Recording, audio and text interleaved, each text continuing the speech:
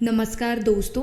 96% लोग अभी भी वीडियोस को देख और पसंद कर रहे हैं बट सब्सक्राइब नहीं कर रहे। सो प्लीज़ आपसे रिक्वेस्ट है, सब्सक्राइब करना ना भूलें। Thank you. आइए वीडियो शुरू करते हैं। ओशो कहते हैं, इन सारे लोगों ने स्त्री पुरुष के बीच बहुत तरह की बाधाएं खड़ी की हैं और चूंकि इनमें अधिक लोग पुरुष थे इसलिए संभवतः स्त्री को उन्होंने बुरी तरह निंदित किया।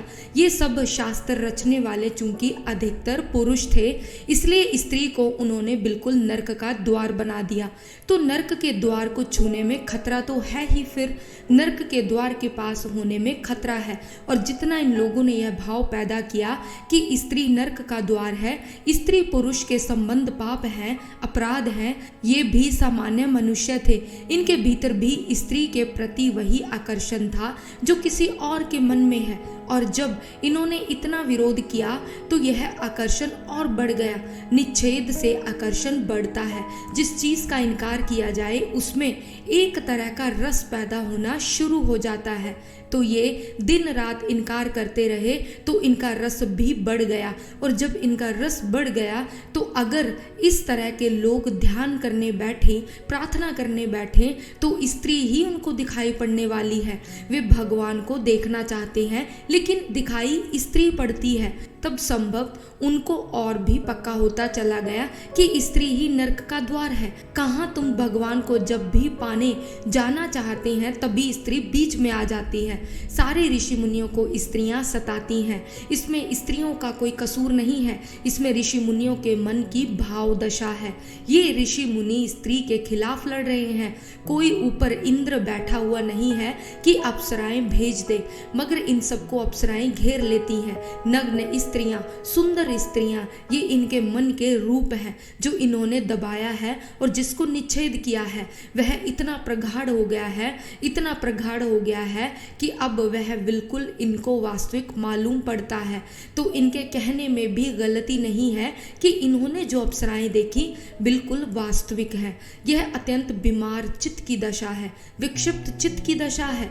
जबकि कोई वासना इतनी प्रगाढ़ हो जाती है कि उस वासना से जो स्वप्न खड़ा होता है वह वास्तविक मालूम होता है।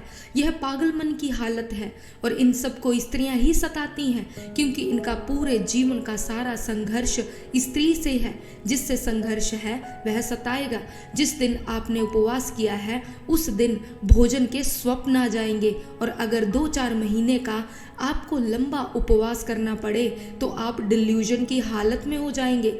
मस्तिष्क फिर जो भी देखेगा भोजन ही दिखाई पड़ेगा, कुछ भी सुनेगा भोजन ही सुनाई पड़ेगा, कोई भी गंध आएगी वह भोजन की ही गंध होगी। इससे कहीं कोई संबंध बाहर का नहीं है।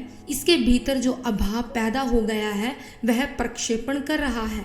तो जब ऋषि मुनियों को ऐसा लगा कि स्त्री सब तरह विचलित करती है और उनके ध्यान की अवस्था नष्ट हो जाती है और वे बड़ी ऊंचाई पर चढ़ रहे थे और नीचे गिर जाते हैं, कोई न गिर रहा है न कहीं पे चढ़ रहे थे, सब उनका मन का खेल है। वे जिससे लड़ रहे थे, जिससे भाग रहे थे, उसी से खींचकर नीचे गिर जाते हैं। तो फिर संभव उन्होंने कहा कि स्त्री को देखना भी नहीं, छूना भी नहीं। स्त्री बैठी हो किसी जगह तो उस जगह पर एकदम मत बैठ जाना, कुछ काल व्यतीत हो जाने देना ताकि उस स्त्री की ध्वनि तरंगे उस स्थान से अलग हो जाए। अब यह बिल्कुल बीमार चित्त लोगों की दशा है। इतने भयभीत लोग और जो स्त्री से इतने भयभीत हों वे कुछ और पा सकेंगे इसकी संभावना नहीं है। इस तरह के लोगों ने जो बातें लिखी हैं मैं मानता हूँ कि आज नहीं कल हम उनको विक्षिप्त मनोविकार ग्रस्त शास्त्रों में गिनेंगे। मेरा कोई समर्थन इनको नहीं है। मेरा तो मानना ऐसा है कि जीवन में मुक्ति का एक ही उपाय है कि जीवन का जितना गहन अनुभव हो सके और जिस चीज़ के हम जितने गहन अनुभव में उतर जाते हैं उतना ही उससे हमारा छुटकारा हो जाता है। अगर इनकार से रस पैदा होता है तो अनुभव से वैराग्य पैदा होता है। मेरी जो दृष्टि है कि जिस चीज़ को हम जान लेते हैं, जानते ही हमारा उससे जो विक्षिप्त आकर्षण था वह शांत होने लगता है और संभवतः काम का आकर्षण सर्वाधिक है होगा क्योंकि हम उत्पन्न काम से होते हैं और हमारे शरीर का एक एक कण जीवाणु काम कण है। माता पिता के जिस कामाणु से निर्माण होता है फिर उसी का विस्तार हमारा पूरा शरीर है। तो हमारा रोम रोम काम से निर्मित है। पूरी सृष्टि काम सृष्टि है। इसमें होने का मतलब ही है काम वासना के भीतर होना। जैसे हम श्वास ले रहे हैं हवा में, उससे भी गहरा हमारा अस्तित्व काम वासना में है। क्योंकि श्वास लेना तो बहुत बाद में शुरू होता है। बच्चा जब माँ के पेट से पैदा होगा और जब रोएगा तब पहली श्वास लेगा। इसके पहले भी 9 महीने वह जिंदा रह चुका है और वह 9 महीने जो जिंदा रह चुका है वह तो उसकी काम ऊर्जा का ही सारा फैलाव है। तो वह जो काम ऊर्जा से हमारा सारा शरीर निर्मित है, कण कण निर्मित है, श्वास से भी गहरा हमारा उसमें अस्तित्व छुपा हुआ है। उससे भागकर कोई बच नहीं सकता, क्योंकि भागोगे कहाँ? वह तुम्हारे भीतर है, तुम ही हो। तो मैं कहता हूँ उससे भागने की कोई ज़रूरत नहीं, और भागने वाला उपद्रव में पड़ जाता है। तो जीवन में जो है उसका सहज अनुभव, उसका स्वीकार, और जितना गहरा अनुभव होता है उतने हम जाग सकते हैं। इसलिए मैं तंत्र के पक्ष में हूँ, त्याग के पक्ष में नहीं हूँ। और मेरा मानना है जब तक त्यागवादी धर्म दुनिया से समाप्त नहीं होते तब तक दुनिया सुखी नहीं हो सकती, शांत भी नहीं हो सकती। सारी रोग की जड़ इसमें छिपी है। तंत्र की दृष्टि बिल्कुल उल्टी है। तंत्र कहता है कि अगर स्त्री पुरुष के बीच आकर्षण है तो इस आकर्षण को दिव्य बनाओ, इससे भागो मत, इसको पवित्र करो। अगर काम वासना इतनी गहरी है तो इससे तुम भाग सकोगे भी नहीं। तो इस गहरी काम वासना को ही क्यों ना परमात्मा से जुड़ने का मार्ग बनाओ। और अगर सृष्टि काम से हो रही है तो परमात्मा को हम काम वासना से मुक्त नहीं कर सकते, नहीं तो कुछ होने का उपाय नहीं रह जाता। अगर कहीं भी कोई शक्ति है इस जगत में तो उसका हमें किसी न किसी रूप से काम वासना से संबंध जोड़ना ही पड़ेगा, नहीं तो इस सृष्टि के होने का कहीं कोई आधार नहीं रह जाता। इस सृष्टि में जो कुछ हो रहा है यह किसी न किसी रूप में परमात्मा से जुड़ा है। और हम आंखें खोलकर चारों तरफ देखें तो सारा काम का फैलाव है। आदमी में तो हम बेचैन हो जाते हैं, वे ऋषि मुनि भी आदमी में बेचैन हो जाते हैं, लेकिन और तरफ उनको ख्याल में नहीं आता। सुबह जब पक्षी गीत गा रहे हैं तो उनको लगता है कि बड़ी दिव्य बात हो रही है, लेकिन वह पक्षी जो पुकार लगा रहा है वह सब काम वासना की है। और जब फूल खिलते हैं ऋषि की वाटिका में तो वह सोचता है बड़ी अद्भुत बात है और फूलों को जाकर भगवान को चढ़ा रहा है, लेकिन सब फूल काम वासना के रूप हैं। वे वीर्याणु हैं, उनमें छिपा बीज है जन्म का, और फूलों पर तितलियां घूमकर उनके वीर्याणु को लेकर दूसरे फूलों से जाकर मिला रही हैं।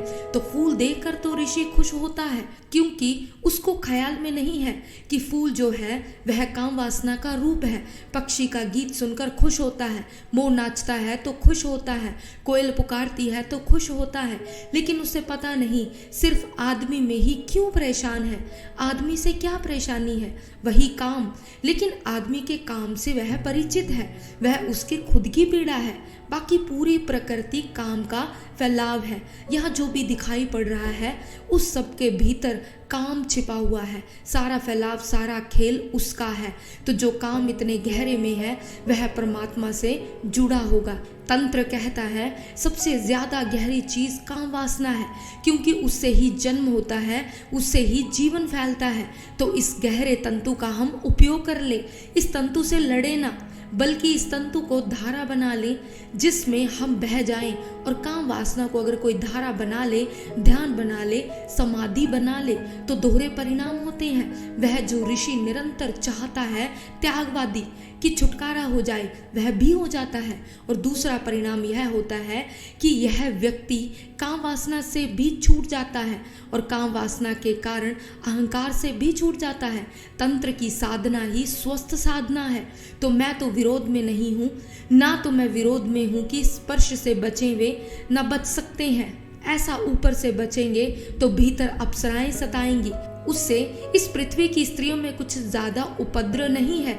बचने की बात ही मैं मानता हूँ गलत है। भागना क्यों, डरना क्यों? जीवन जैसा है उसके तथ्य में जागरूक होना। अगर मेरे मन में किसी चीज के प्रति आकर्षण है तो मैं इस आकर्षण को समझने की कोशिश करूं। क्या है यह आकर्षण, क्यों है यह आकर्षण, और इस आकर्षण को मैं कैसे सृजनात्मक करूं कि इससे मेरा जीवन खिले और विकसित हो, यह मेरा विध्वंस ना बन जाए। और इस आकर्षण का मैं उपयोग कैसे करूं, यह सवाल है। तो इस आकर्षण का गहरा उपयोग ध्यान के लिए हो सकता है और स्त्री पुरुषों की समीपता बड़ी मुक्तिदायी हो सकती है। अगर कभी ऐसा हुआ कि मनुष्य और ज्यादा समझदार और ज्यादा विचारपूर्ण हुआ तो हम स्त्री पुरुष के बीच की सारी बाधाएं तोड़ देंगे। स्त्री पुरुष के बीच की बाधाएं तोड़ते ही हमारी 90% बीमारियां गायब हो जाएंगी, क्योंकि इन बाधाओं के कारण सारे रोग खड़े हो रहे हैं, हमको दिखाई नहीं पड़ता। और चक्र ऐसा है कि जब रोग खड़े होते हैं तो हम सोचते हैं और बाधाएं खड़ी करो ताकि रोग खड़े ना हो।